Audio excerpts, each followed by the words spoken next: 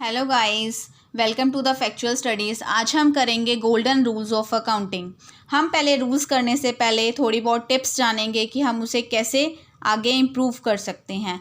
First rule है हमारा, every debit there is a credit. जब भी हम अकाउंट्स के अंदर किसी भी चीज़ को डेबिट करेंगे तो साथ में उसका क्रेडिट होगा ही होगा। अब हम सेकेंड रूल पे आते हैं, debit and credit are equal. जो ऐसे मैंने फर्स्ट रूल में बताया कि every debit there is a credit, it means कि सेकेंड रूल भी वही बोल रहा है कि डेबिट एंड क्रेडिट इक्वल होगा। मतलब बट इसकी जो एंट्री है वो ऑपोजिट होगी अकाउंटिंग बुक्स के अंदर। डेबिट एंड क्रेडिट इक्वल है बट ऑपोजिट एंट्री पास की जाएगी एक अकाउंटिंग बुक्स के अंदर। थर्ड है कि डेबिट और क्रेडिट इफेक्ट करता है 5 core types of the accounts में। 5 कोर किस पे डिपेंड करता है? First is a asset. अब एसेट हम अपने बिजनेस को चलाने के लिए यूज़ करते हैं, अपने बिजनेस को बढ़ाने के लिए यूज़ करते हैं। हमने लैंड खरीदा, फर्नीचर खरीदा। अब ये पांचों की पांचों चीज़ कैसे यूज़ होगी अपने रूल्स में वो बाद में डिस्कस करेंगे, बट अभी हम एक एक इसको जान लेते हैं। एसेट में क्या हुआ? Land, furniture etcetera. Land purchase किया, फर्नीचर परचेज किया, क्या एंट्री होगी वो बाद में डिस्कस करेंगे। Second is the expenses. अगर हम अपने बिजनेस को चला रहे हैं तो उसमें कुछ ना कुछ एक्सपेंसेस लॉसेस होते रहते हैं। वेजेस पे करी, सैलरी पे करी, तो ये सारे हमारे खर्चे हैं। थर्ड है लाइबिलिटीज़। जब हम अपने बिजनेस को चला रहे हैं तो उसमें कुछ हमारी देनदारियां भी होती है। हमने किसी से पैसा उधार पे लिया अपने बिजनेस को चलाने के लिए, तो वो क्या होगा वो भी नेक्स्ट करेंगे। इक्विटी। इक्विटी क्या है? एसेट माइनस, अगर हम एसेट्स में से अपने लाइबिलिटीज़ को माइनस कर देते हैं तो वो हमारी इक्विटी आती है। Fifth is a income and revenue. मतलब अगर हम अपने बिजनेस में काम कर रहे हैं तो कुछ हमें इनकम्स भी होती हैं। जैसे हमने कैश सेल करी, अगर हम कुछ भी बेचते हैं अपने बिजनेस के अंदर तो हमें इनकम जनरेट होती है। तो क्रेडिट और डेबिट किस पे इफेक्ट करता है? ये 5 core types of accounts, assets, expenses, liabilities, equity और इनकम एंड रेवेन्यूज़। अब हम करते हैं गोल्डन रूल्स। गोल्डन रूल्स कौन कौन से हैं? First is a personal account, second is a real account, third is a nominal account. First हम पहले पर्सनल अकाउंट को डिस्कस करते हैं। पर्सनल अकाउंट में क्या है, इसका रूल क्या है? Debit the receiver, credit the giver. मतलब जो भी बंदा रिसीव कर रहा है वो क्या होगा? डेबिट, और जो दे रहा है क्रेडिट। ठीक है। If you receive something debit, if you give something credit. अब हम एग्जाम्पल से इसको समझते हैं कि कैसे होगा। से you purchase 1000 worth of goods from Ram. अब हमने राम से 1000 रुपये के गुड्स खरीदे, मतलब सामान खरीदा। अब इसकी एंट्री क्या बनेगी? Purchase account debit to Ram account. जब भी हमने कुछ चीज़ क्रेडिट करनी है वो डेबिट वाले से थोड़ी पीछे होनी चाहिए, और एंट्री जो है उसके साथ क्रेडिट वाले के साथ 2 लगेगा, बट डेबिट के साथ कुछ भी नहीं, क्योंकि डेबिट वाला डेबिट ऐसे रिप्रेजेंट करेगा और क्रेडिट वाला 2 से रिप्रेजेंट होगा। तो अब दे कौन रहा है? राम, तो इसलिए क्रेडिट द गिवर। देने वाला कौन है? राम। तो ये हमारी ये एंट्री पर्सनल अकाउंट में ऐसे रिप्रेजेंट होगी कि purchases account debit to Ram's account credit. ये था पर्सनल अकाउंट। नेक्स्ट अब हम आते हैं रियल अकाउंट पे। अब रियल अकाउंट कौन सा होता है? रियल अकाउंट को हम एक एसेट अकाउंट भी बोलते हैं, लाइबिलिटी अकाउंट भी बोलते हैं और इक्विटी अकाउंट भी बोलते हैं। इसका रूल क्या है? Debit what comes in, credit what goes out. मतलब क्या हमारे पास आया और क्या हमारे पास गया। What comes in, it means यही है कि क्या हमने अपने बिजनेस में रिसीव किया और क्या हमारे यहाँ से गया। अब इसको हम एक एग्जाम्पल के साथ समझते हैं। Let's say your purchase furniture for 2500 in cash.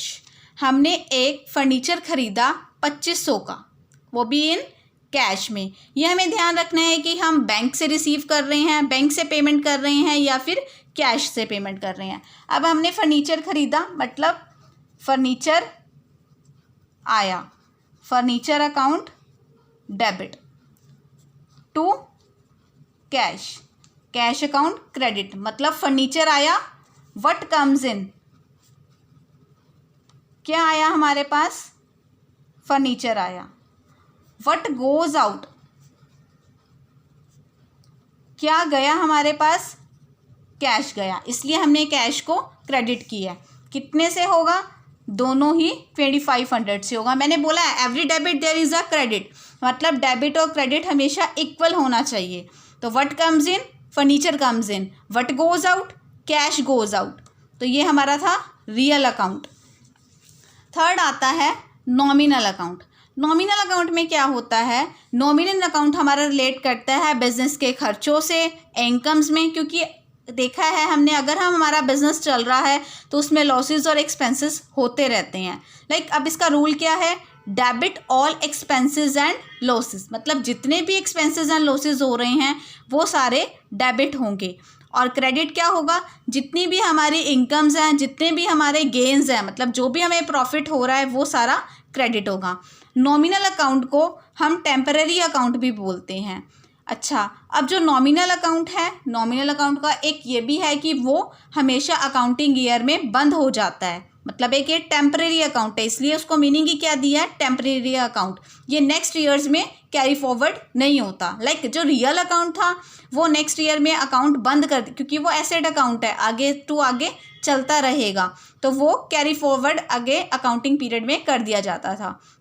But nominal account आगे कैरी फॉरवर्ड नहीं होता, वो अकाउंटिंग ईयर में, एक अकाउंटिंग ईयर में बंद कर दिया जाता है। अब इसको एग्जांपल से समझते हैं कि ये कैसा होगा, क्या एंट्री पास होगी। एग्जांपल है, फर्स्ट एग्जांपल है इसकी, वेजेस पे करी है हमने 1000 की। वेजेस हमारा क्या है? हमें पता है कि वेजेस हमें क्यों पे करते हैं? हम लेबर को पे करते हैं। वेजेस पे 1000, मतलब वेजेस हमारा खर्चा है, खर्चा है। अब एक्सपेंस है, एक्सपेंसेस क्या होते हैं? डेबिट होंगे। तो वेजेस अकाउंट डेबिट, ठीक है। और अभी गया क्या है हमारे पास? अगर हमने वेजेस पे करी है तो कुछ गया भी होगा। ये नहीं है कि हमने डेबिट और क्रेडिट सिर्फ एक ही रूल पे, ये 6 के 6 रूल्स आपको लर्न करने पड़ेंगे और हमें देखना है कि कौन सा रूल कहाँ अप्लाई हो रहा है। अभी वेजेस पे हमें पता चला गया कि वेजेस हमारा एक्सपेंस है, but what goes out, income तो कोई हुई नहीं, ये रूल तो अप्लाई हो ही नहीं रहा। व्हाट गोज आउट, क्या गया है? कैश गया है हमारे पास, कैश से पे करी है हमने, तो कैश अकाउंट क्रेडिट। कितने से? 1000 से। ये हमारा है एक ये डेबिट, मतलब एक मैंने एक्सपेंस वाली आपको एग्जाम्पल करा दी। अब हम नेक्स्ट एग्जाम्पल करते हैं इसकी, rent receive. Rent receive means receive से ही क्लियर हो रहा है कि ये हमारी एक इनकम है।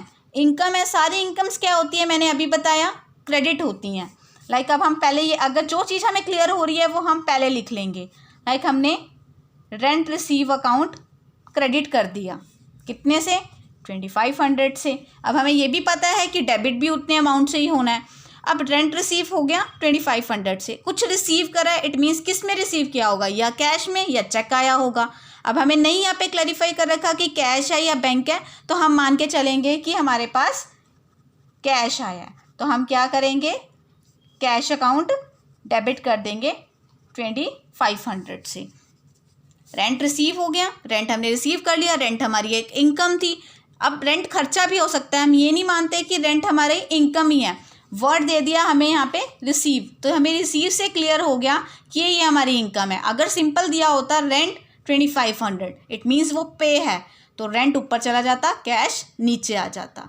ये था हमारे तीनों गोल्डन रूल्स। जो ये गोल्डन रूल्स हैं, हमें इसी पे पूरी जर्नल एंट्रीज बेस है। ये तीनों के तीनों रूल्स आपने लर्न करने हैं। इट मीन्स 6 के 6 जो हमारे पॉइंट्स है, पर्सनल का था debit the receiver, credit the giver. Real account का क्या था? Debit what comes in, credit what goes out. Nominal account का क्या था? Debit all expenses and losses, credit all incomes and gains. Means ये टिप्स पे लर्न होने चाहिए आपको, ये 6 के 6 रूल्स। अभी कोई प्रॉब्लम आती है तो आप ये रूल्स को बार बार देख सकते हो, बार बार पढ़ सकते हो। ऐसे ही हमारे चैनल को, यूट्यूब के चैनल को सब्सक्राइब कीजिए। Thanks for watching video. Have a nice day.